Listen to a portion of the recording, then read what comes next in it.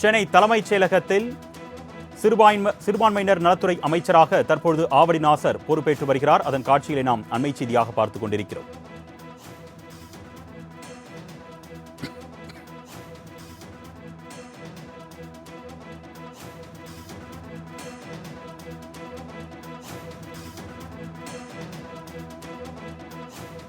சென்னை தலைமைச் செயலகத்தில் சிறுபான்மையினர் நலத்துறை அமைச்சராக ஆவடி நாசர் தற்பொழுது கோப்புகளில் கையெழுத்திட்டு முறைப்படி பணிகளை தொடங்கியிருக்கிறார். அண்மை செய்தியாக பார்த்துக் கொண்டிருக்கிறோம். கூடுதல் விவரங்களை செய்தியாளர் நந்தினி வழங்க நாம் கேட்கலாம். வணக்கம் நந்தினி, தொடர்பான கூடுதல் விவரங்கள்.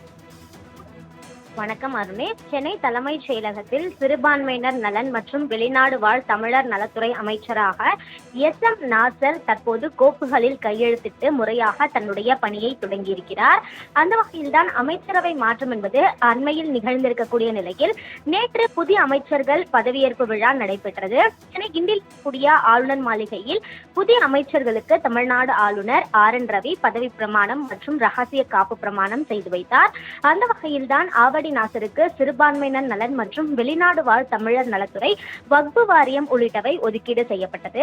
இந்த நிலையில் இதற்கு முன்னதாக இருந்த அமைச்சர்களின் அறை தற்போது காலியான நிலையில்தான் தற்போது புதிய அமைச்சர்கள் தொடர்ச்சியாக இன்று காலை முதல் சென்னை தலைமைச் செயலகத்தில் தங்களுடைய பொறுப்புகளை தொடங்கி வருகிறார்கள். அந்த வகையில்தான் தற்போது ஆவடி நாசர் சிறுபான்மையினர் நலன் மற்றும் வெளிநாடு வாழ் தமிழர் நலத்துறை அமைச்சராக முறைப்படி கோப்புகளில் கையெழுத்திட்டு தன்னுடைய பணிகளை தொடங்கியிருப்பது குறிப்பிடத்தக்கது.